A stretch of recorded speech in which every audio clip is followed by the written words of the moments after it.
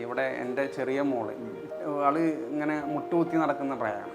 ആൾ ആ സ്റ്റെപ്പിൻ്റെ അവിടെ ഇങ്ങനെ എപ്പോഴും ഇങ്ങനെ പോയി നിൽക്കും, സ്റ്റെപ്പ് കയറാൻ പറ്റാത്തൊരവസ്ഥ. അങ്ങനെ ഞാൻ ഇന്ന് വരുമ്പോഴും ഇപ്പോൾ ക്ലാസ് കഴിഞ്ഞ് വരുമ്പോഴും പോകുമ്പോഴൊക്കെ ആൾ സ്റ്റെപ്പിൻ്റെ അവിടെ ഇങ്ങനെ പിടിച്ച് നിൽക്കുന്നുണ്ടാവും. പക്ഷേ ഒരു ദിവസം ഞാൻ വന്നപ്പോൾ എൻ്റെ മോളുണ്ട് അതിൻ്റെ ടോപ്പിൽ നിൽക്കുന്നു. അപ്പോൾ എനിക്ക് മനസ്സിലായ സംഗതി ഫസ്റ്റ് സ്റ്റെപ്പാണ് കാര്യം. അത് കഴിഞ്ഞാൽ പിന്നെ ഉള്ളതൊക്കെ ഈസി പ്രോസസ്സാണ്. നമുക്ക് ആദ്യം ഒരു ആഗ്രഹം ഉണ്ടാവണം, ഇന്നൊരു ലെവലിലേക്ക് എത്തണം എന്നുള്ള ഒരു ആഗ്രഹം. ആ ആഗ്രഹം ഉണ്ടായാൽ മാത്രം ഒരു ആഗ്രഹത്തിന് വേണ്ടി നമ്മൾ കഠിനാധ്വാനം ചെയ്യണം എന്നുള്ളതാണ് എനിക്ക് പറയാം. ഇതിൻ്റെ അൾട്ടിമേറ്റ് നമ്മൾ എയിമിലേക്ക് എത്താനുള്ള ഒരു വലിയ ഭാഗം എന്ന് പറയുന്നത് സഹകാരി തന്നെയാണ്. പഠിക്കുക പഠിക്കുക പഠിക്കുക, ഇത്ര തന്നെയുള്ളൂ. അല്ലാതെ അതിനപ്പുറത്തേക്ക് കുറുക്ക് വഴിയില്ല.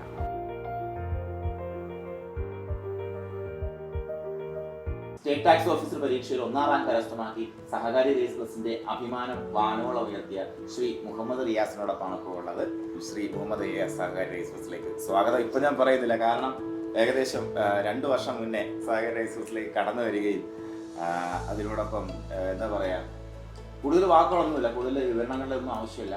ഇതുപോലെ ഒരു വലിയ പരീക്ഷയിൽ നമുക്കൊരു 1ാം റാങ്ക് എന്ന് പറയുമ്പോൾ അതിനകത്ത് എത്രത്തോളം സ്പെഷ്യാലിറ്റി ഉണ്ടെന്നോ അല്ലെങ്കിൽ നമുക്കതിനെ ഒന്നും പറയാൻ പറ്റത്തില്ല, ഒന്നും നോ വേർഡ്സ്.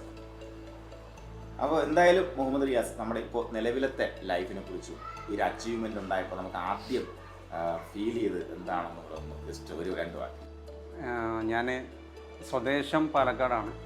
പാലക്കാട് എടത്തനാട്ടുകര എന്ന് പറയുന്ന ഒരു ചെറിയ ഗ്രാമപ്രദേശത്താണ് താമസിക്കുന്നത്. എൻ്റെ വീട്ടിൽ ഉപ്പ, ഉമ്മ, അതേപോലെ ഭാര്യ, 2 കുട്ടികൾ, ജ്യേഷ്ഠൻ്റെ കുട്ടികൾ, വൈഫ്, ഇത്രയും പേരാണുള്ളത്. പിന്നെ വളരെയധികം സന്തോഷമുണ്ട്. നമ്മൾ ഒരിക്കലും എക്സ്പെക്റ്റ് ചെയ്യാത്തൊരു സംഗതിയായിരുന്നു. 2 വർഷം മുമ്പോ 3 വർഷം മുമ്പോ ഒരിക്കലും ഈ ഒരു ലെവലിലേക്ക് അല്ലെങ്കിൽ ഇങ്ങനൊരു അംഗീകാരം കിട്ടുമെന്നുള്ളത് ഒരിക്കലും ഞാൻ ഇതുവരെ ചിന്തിച്ചിട്ടില്ല. പക്ഷേ ലാസ്റ്റ് ഈ ഒരു എക്സാം കഴിഞ്ഞതിന് ശേഷമൊക്കെ നമുക്കൊരു ആഗ്രഹം ഉണ്ടായിരുന്നു ഫസ്റ്റ് റാങ്കിലേക്ക് എത്തും എന്നുള്ളതൊക്കെ, അല്ലെങ്കിൽ എത്താൻ പറ്റും എന്നുള്ള ഒരു പ്രതീക്ഷയ്ക്ക് ഉണ്ടായിരുന്നു.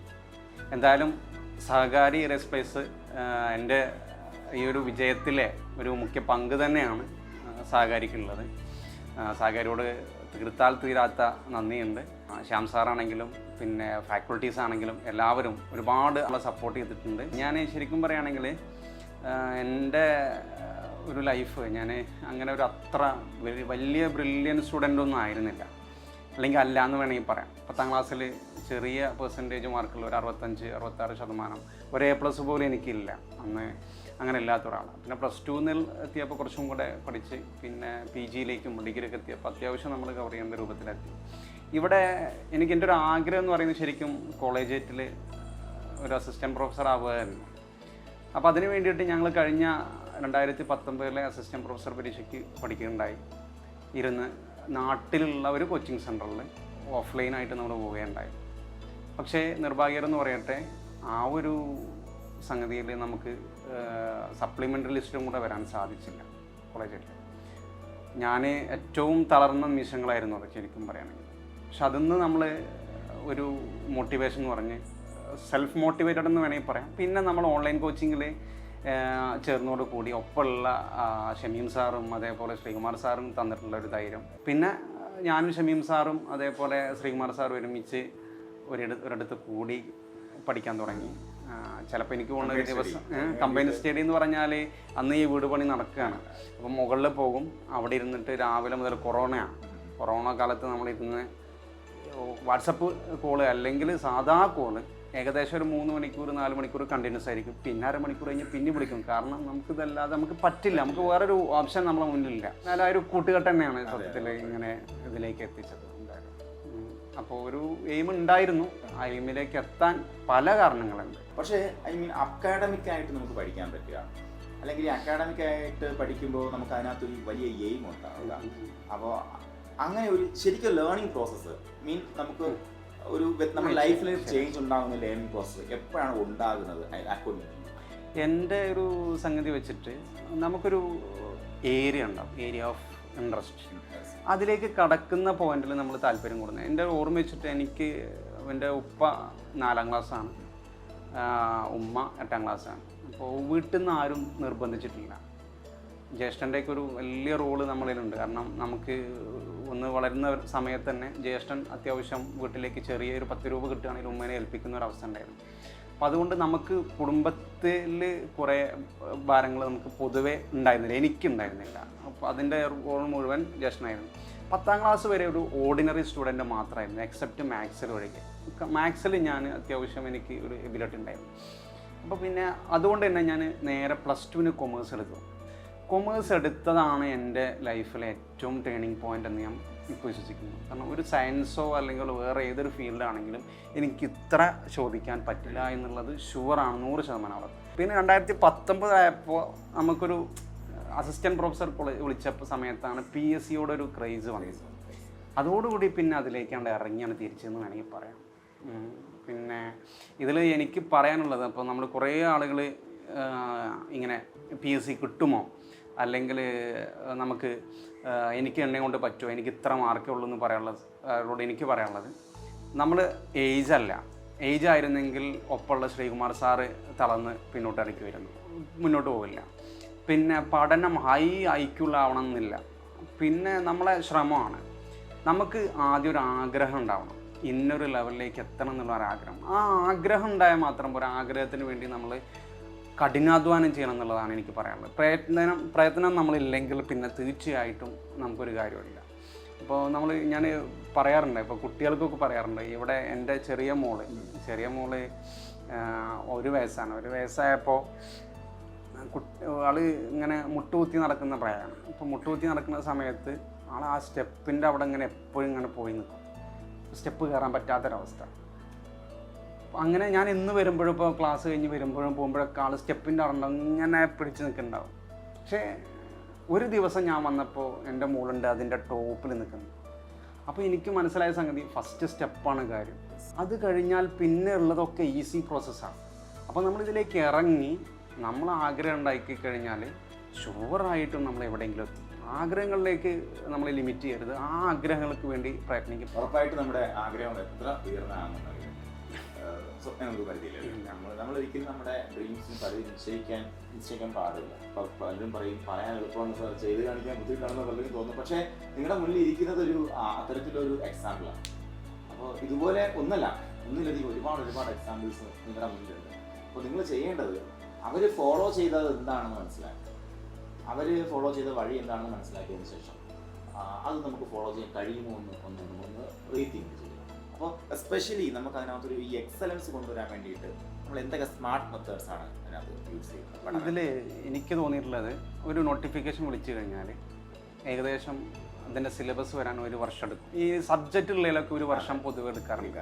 അപ്പോൾ നമ്മൾ ചെയ്യേണ്ട എൻ്റെ ഒരു മെത്തേഡ്, ശരി ഞാൻ ചെയ്യേണ്ടതെന്നല്ല, ഞാൻ ചെയ്തിരുന്ന സംഗതി, മുൻ വർഷങ്ങളിലെ അതിൻ്റെ സെയിം പോസ്റ്റിൻ്റെ സിലബസ് അത് നമ്മൾ എടുത്ത് കൃത്യമായിട്ട് അതിൻ്റെ ഒരു അനാലിസിസ് നടത്തുക. പിന്നെ അതോടൊപ്പം തന്നെ പ്രീവിയസ് ക്വസ്റ്റ്യൻ പേപ്പർ, ഒരിക്കലും പ്രീവിയസ് ക്വസ്റ്റ്യൻ വരുമെന്നല്ല പറയുന്നത്, പക്ഷേ അത് നമ്മളെടുത്ത് 100 ക്വസ്റ്റ്യൻസ് വെച്ച് കൃത്യമായിട്ട് OMR ഷീറ്റ് തന്നെ നമ്മൾ കയ്യിൽ വെച്ച് ഒരു വീക്കിലി 2 തവണയെങ്കിലും നമ്മളത് കറക്റ്റ് ടൈം വെച്ച് പഠിച്ചതിന് ശേഷം ചെയ്തു പോവുക.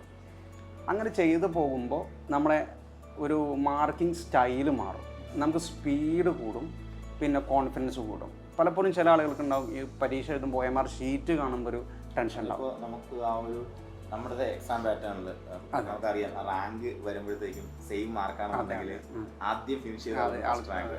അപ്പോൾ അത്തരത്തിൽ നമ്മുടെ എക്സാം സ്ട്രാറ്റജി എങ്ങനെ സഹായിച്ചിട്ടുണ്ട്? എക്സാം സ്ട്രാറ്റജി നന്നായിട്ട് സഹായിച്ചിട്ടുണ്ട്. ഞാൻ പറഞ്ഞ പോലെ ഇങ്ങനെയുള്ള OMR ക്ലാസ്സുകളും സഹകാരിയുടെ ഈ പറഞ്ഞ ക്ലാസ്സുകളൊക്കെ തീർച്ചയായിട്ടും നമ്മൾ സ്പീഡപ്പ് ആക്കാൻ ശ്രമിച്ചിട്ടുണ്ട്. അതോടൊപ്പം ഒരു പോയിന്റ് പറയാനുള്ളത് എനിക്കെന്താ വെച്ചാൽ, ഇപ്പം നമ്മൾ ചില ആളുകൾ പറയും എക്സാക്ട്ലി നമുക്ക് അറിയുന്നത് മാത്രം എഴുതി പോരുന്നതായിരിക്കും ബെസ്റ്റ് എന്ന് പറയുന്നത്. പക്ഷെ എൻ്റെ സ്ട്രാറ്റജി, എൻ്റെയും ശ്രീകുമാർ സാറിൻ്റെയും സ്ട്രാറ്റജി അതായിരുന്നില്ല. അതായത് അറിയുന്നതിനെ നന്നായിട്ട് ആദ്യം തന്നെ കവർ ചെയ്യും, അറിയാത്തതിൽ നമ്മൾ 2 ഭാഗം ഉണ്ടാവും. കുറച്ച്, അതായത് ഒരു 80% ചാൻസുള്ള സാധനം തീരെ അറിയാത്തതിനെ ഞങ്ങൾ നോട്ട് ചെയ്തിട്ടില്ല. പക്ഷേ ആ 80% അല്ലെങ്കിൽ 50% സാധ്യതകളില്ല, ഇതിനൊക്കെ ഞാനും ശ്രീകുമാർ സാറും അതേപോലെ ഷമീം സാറും അതിനെന്ത് ചെയ്തിട്ടുണ്ടായിരുന്നു, കൃത്യമായിട്ട് കവർ ചെയ്ത് എക്സാം ചെയ്തു. അതുകൊണ്ട് 87 ക്വസ്റ്റ്യൻസാണ് ഞാൻ അറ്റൻഡ് ചെയ്തത്. അതിൽ കുറച്ച് മാത്രമാണ് നമുക്ക് തെറ്റാഞ്ഞത്. ഇതിലെല്ലാ 87 എനിക്ക് ശരിയായ 75 ക്വസ്റ്റ്യൻസും എന്താണെന്നില്ല, എനിക്ക് അറിയണമെന്ന് നിർബന്ധമില്ല. അതിൽ ചിലപ്പോൾ ഒരു 65 67 ഒക്കെ അറിയാനുണ്ടാവുള്ളൂ. ബാക്കി കുറച്ച് ലക്കും കുറച്ച് ഭാഗ്യവും കുറച്ച് നമ്മളെ പഠിച്ചവൻ്റെ അനുഗ്രഹവും ഒക്കെ. വളരെ ഇമ്പോർട്ടൻ്റ്. അതെ അതെ. അപ്പോൾ ഇത്തരത്തിൽ നമുക്ക് പരീക്ഷാ ഹാളിൽ നമുക്കൊരു ടെൻഷൻ അനുഭവിക്കാറുണ്ടോ? പലപ്പോഴും നമുക്ക് പരീക്ഷാ ഹാളിൽ പോയിട്ട് വരുമ്പോൾ സംഭവിക്കാൻ സാധ്യതയുള്ളത് അറിയുന്ന ഏതെങ്കിലും ക്വസ്റ്റ്യൻസ് തെറ്റിച്ചിട്ട് വരാനാണ് പൊതുവേ സാധ്യത. നമുക്ക് ഉറപ്പായും തെറ്റാറുണ്ട്, എല്ലാവർക്കും നോർമലാണ്. കാരണം നമ്മുടെ ആ ഒരു നെർവ് നമുക്ക് പിടിച്ചിരുത്താൻ പറ്റില്ല എന്നുണ്ടെങ്കിൽ ഉറപ്പായിട്ടും സംഭവിക്കും. അപ്പോൾ അത്തരത്തിൽ നമുക്ക് ആ ഒരു കമ്പോഷർ മെയിൻറ്റെയിൻ ചെയ്യാൻ വേണ്ടി. നെർവസ് ഉണ്ടായിരുന്നു സാർ. സത്യസന്ധമായിട്ട് പറയുകയാണെങ്കിൽ നല്ല ടെൻഷൻ ഉണ്ടായിരുന്നു. നല്ല ടെൻഷൻ എന്ന് പറഞ്ഞാൽ നമ്മൾ എക്സാം ക്വസ്റ്റ്യൻ പേപ്പർ കിട്ടുന്നത് വരെ ഭയങ്കര ടെൻഷനാണ്. പക്ഷേ ക്വസ്റ്റ്യൻ പേപ്പർ കിട്ടിയാൽ എനിക്ക് പൊതുവേ ഉള്ളൊരു എൻ്റെ ഒരു ടെൻഡൻസി എന്ന് പറഞ്ഞാൽ ഞാൻ പിന്നെ കൂളാവും. പിന്നെ എത്ര ടഫാണെങ്കിലും ഞാൻ അതിൽ ടെൻഷൻ്റെ ആവാറില്ല. കാരണം ഞാൻ ഇതിന് പ്രിപ്പയർ ചെയ്തിട്ടുണ്ട്, എന്നെപ്പോലെ കുറേ ആളുകൾ പ്രിപ്പയർ ചെയ്തിട്ടുണ്ട്. ഞാൻ അവരേക്കാൾ എഫേർട്ട് എടുത്തു എന്ന് ഞാൻ വിശ്വസിക്കുന്നു. 18 മണിക്കൂർ വരെ അല്ലെങ്കിൽ 17 മണിക്കൂർ വരെ പഠിച്ച ആളാണ് ഞാൻ. എന്നെപ്പോലത്തെ ഈക്വൽ ആയിട്ടുള്ള ചാൻസാണ് അവർക്ക്. അപ്പോൾ എനിക്ക് ടഫ് ഉണ്ടെങ്കിൽ അവർക്കും ഇത് ടഫായിരിക്കും എന്നാണ് ഞാൻ അവിടുന്ന് ചിന്തിച്ചിട്ടുള്ളത്.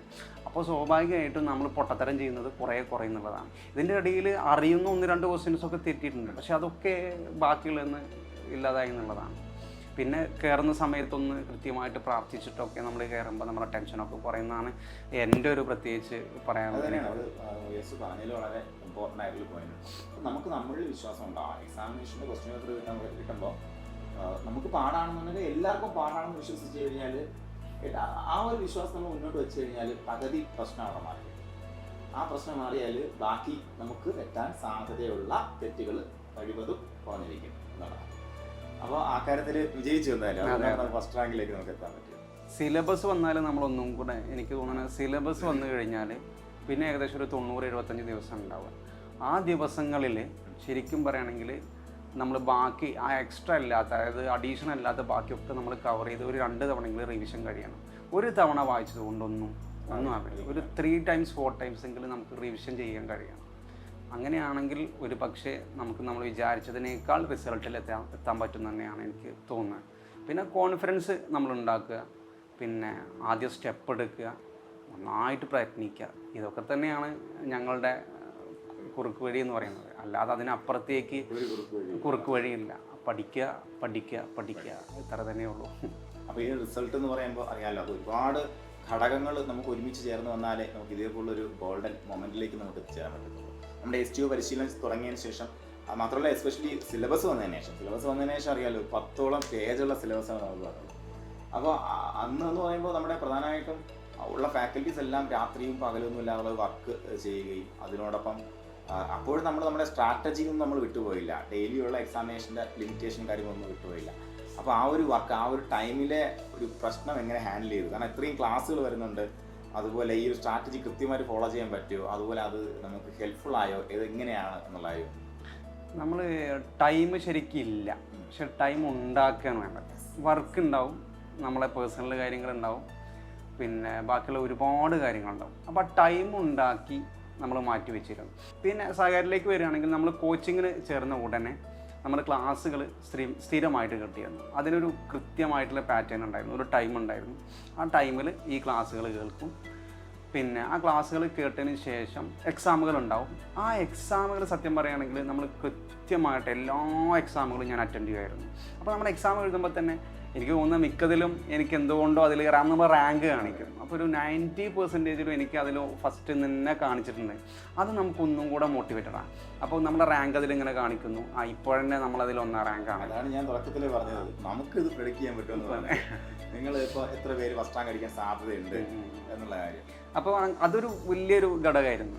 സ്ഥിരമായിട്ട് നമ്മൾ ഈ എക്സാമുകൾ ഇങ്ങനെ കാണുമ്പോൾ മറ്റുള്ളവർ നമ്മൾ വലിയ ഒരാളെന്ന രൂപത്തിലല്ല, പക്ഷേ നമ്മൾ കമ്പയർ ചെയ്യുമ്പോൾ ഇങ്ങനെ മുന്നിലുണ്ടെന്ന് പറയുമ്പോൾ വളരെയധികം സന്തോഷമുണ്ടായിരുന്നു. പിന്നെ ക്ലാസ്സുകൾ അത്രയും ഔട്ട്സ്റ്റാൻഡിങ് തന്നെയായിരുന്നു ഓരോരുത്തരും. അങ്ങനെ നമ്മൾ മോശം ക്ലാസ്സുകളൊന്നും ഇല്ല. എല്ലാം ഓൺലൈൻ ക്ലാസ്സുകളായതുകൊണ്ട് തന്നെ നമുക്ക് കൃത്യമായിട്ട് 2-3 തവണയൊക്കെ റിവൈസ് ചെയ്യാൻ പറ്റിയിട്ടുണ്ട്. പിന്നെ പ്രീവിയസ് ക്വസ്റ്റ്യൻ പേപ്പറുകളിൽ ശ്രദ്ധ കൊടുത്തിട്ടുണ്ടായിരുന്നു. ലോയ്ക്കൊക്കെ അത്യാവശ്യമൊക്കെ നമുക്ക് കാര്യങ്ങൾ അറിയാതെ, ഇപ്പോൾ ഞാൻ MCOM ആണ്, പക്ഷേ ലോയുടെ കുറേ ബാക്ക്ഗ്രൗണ്ടുകളൊക്കെ നമുക്ക് സഹകാരിയിൽ നിന്ന് കിട്ടാൻ ഹെൽപ്പ് ചെയ്തിട്ടുണ്ട്. അരവിന്ദ് സാറൊക്കെ പ്രത്യേകിച്ച് നമുക്ക് റവന്യൂ റിക്കവറിയൊക്കെ, ഞാൻ ഒരാളെ ഞാൻ എടുത്ത് പറയുന്നില്ല, പക്ഷേ വെച്ചാൽ അതെ, അതുപോലെ